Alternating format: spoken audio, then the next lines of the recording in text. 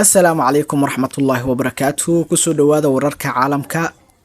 Maanta waa maalin Jimcaha taariikhda ku beegan tahay 13 Sebteembar 2024. Qodobada warka aan idin hayno waxay kala yihiin: Israa'iil oo sheegtay inay soo afjari doonto guudooyinka Xamaas ee Rafax. Ra'iisul Wasaare Xamse Cabdi Barre oo sheegay dowladdu in ay diyaar u tahay xalinta tabashada reer Koonfur Galbeed. Iyo Aysan Nuur Ezgi oo maanta meydkeeda la geynayo dalka Turkiga. Warkeeno faahfaahsan ku soo dhawaada. Midda kale waxaan idin ogeysiinayaa macalinka uu yara xanuunsan yahay hadda sidii hore u dhaamaa. Insha Allah u soo duceeya si uu caafimaado oo cashiradii ajruumiga iyo cashiradii taxanaha oo idin kugu sii wado insha Allah. Warkeeno tafatiran ayaan sii gudugaleynaa. Ku soo dhawaada qodobkeena koowaad oo tafatiran. Israa'iil oo sheegtay in ay soo afjari doonto guutooyinkii Xamaas ee Rafax. Taliska militariga Israa'iil ayaa ku dhawaaqay in ay burburiyeen guutooyinkii Xamaas ee ka dagaalamayay deegaanka Rafax ee cirifka koonfureed ee marinka Gaza. Militariga Israa'iil ayaa sheegay in gebi ahaanba ay ka taqaluseen xoogagii Xamaas ee dhowrkii bilood ee la soo dhaafay ciidamada kula dagaalamayay Rafax.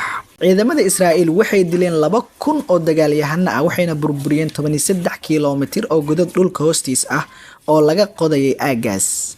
Ciidamada Israa'iil ayaa horaantii bishii May weerar dhinaca dhulka ah ku qaaday Rafax, iyadoo xilligaas ay gabaadsanayeen inta badan dadka reer Gaza ee laga soo barakiciyay guryahooda.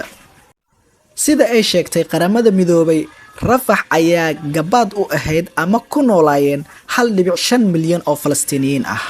Israa'iil ayaa hore u sheegtay in ay burburisay guutooyinka Xamaas ee ka dagaalamayay qaybo ka mid ah marinka Gaza. Markii dambe midaas waxay noqotay mid aan xaqiiq ahayn.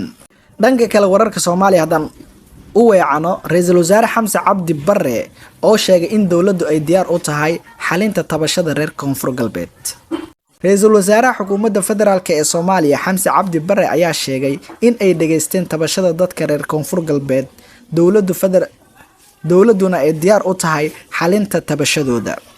Wafdi uu hogaaminayay Ra'iisul Wasaare Xamse Cabdi Barre ayaa Arbacadii magaalada Baydhabo u tagay xalinta khilaafaadka dowladda federaalka ee kala dhaxeeya maamulka Koonfur Galbeed ee ka dhashay doonista dowladda federaalka ee ku saabsan in ay isaga baxaan ciidamada Itoobiya marka uu dhamaado waqtiga loo qabtay ciidamada nabad ilaalinta ee Midowga Afrika ee howlgalka ATMIS oo ku eg 31 bisha December ee sanadkan dhamaadkiisa. Wafdiga Ra'iisul Wasaaraha ayaa Baydhabo kula kulmay madaxweynaha Koonfur Galbeed iyo bulshadeeda qaybteeda kala duwan, iyagoona isaga soo dhawaaday halkii ay kala joogeen.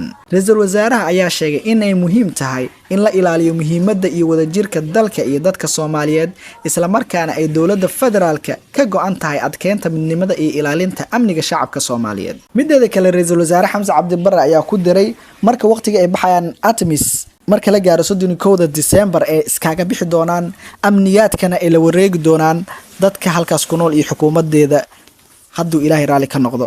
Sidaas ayuu warkiisa ku soo gabagabeeyay. Dhanka kale wararka caalamka haddaan u sii gudubno, Aysan Nuur Ezgi oo maanta meydkeeda la geynayo dalka Turkiga. Aysan Nuur Ezgi oo ahayd gabar u dhalatay dalka Turkiga sidoo kalena haysatay dhalashada Mareykanka ayaa lagu wadaa in maanta lagu soo aaso dalka Turkiga. Gabadhan ayaa Jimcihii la soo dhaafay lagu dilay magaalada Nablus ee daanta galbeed ee la haysto, iyadoo ka qayb galaysay mudaharaad nabadeed oo lagaga soo horjeeday deegaameynta sharci darrada ah ee Israa'iil ka wado dhulka la haysto. Wasaaradda Arrimaha Dibadda ee Turkiga ayaa sheegtay in ay filayaan in Jimcahan meydkeeda la keeno Turkiga si halkaasi aas ballaaran loogu sameeyo. Saraakiisha Turkiga ayaa sheegtay in qorshaha meydka lagu keenayo dalka uu ka dambeeyo kadib markii qoyskeeda ay codsadeen in lagu aaso dalkaasi. Ciidamada Israa'iil ayaa lagu eedeeyay in ay madaxa ka toogteen gabadhaasi oo ka mid ahayd dadka u dhaqdhaqaaqa ama u ololeeya qadiyadda qarannimada Falastiiniyiinta. Taliska militariga Israa'iil oo Talaadadii soo bandhigay natiijada baaritaanka ay sameeyeen ay sheegeen in askartooda si ula kac ah aysan u dilin gabadhan, taasoo ay dhaleeceeyeen maamulka madaxweynaha Joe Biden. Madaxweyne Biden ayaa Arbacadii sheegay in uu ka careysan yahay isla markaana aad uga xun yahay dilka gabadhaasi. Madaxweynaha ayaa geerideeda ku tilmaamay mid aan la aqbali karin, wuxuuna dalbaday in isla xisaabtan buuxa la sameeyo. waa inuu jiraa isla xisaabtan buuxa ayuu yiri madaxweyne Biden oo intaasi ku daray Israa'iil waa inay samayso wax badan si loo hubiyo dhacdooyinkan oo kale in aysan mar dambe dhicin. dilka gabadhan ayaa yeeshay saameyn xoogan si ka duwan labadii muwaadin ee Mareykanka ah ee 11 bilood ee la soo dhaafay lagu dilay Daanta Galbeed.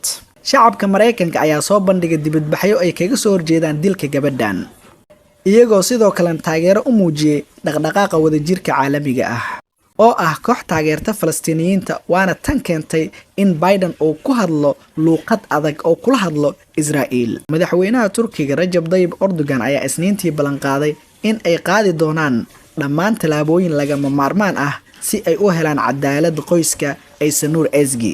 waxaana qaadi doonta talaabo kasta oo sharci ah ayuu yiri madaxweyne Erdogan oo hadalkiisa ku xoojiyay in ay kiiskeeda u gudbin doonaan maxkamadda cadaaladda caalamiga ee ICJ si Israa'iil loola xisaabtamo dhiigga ay daadinayso.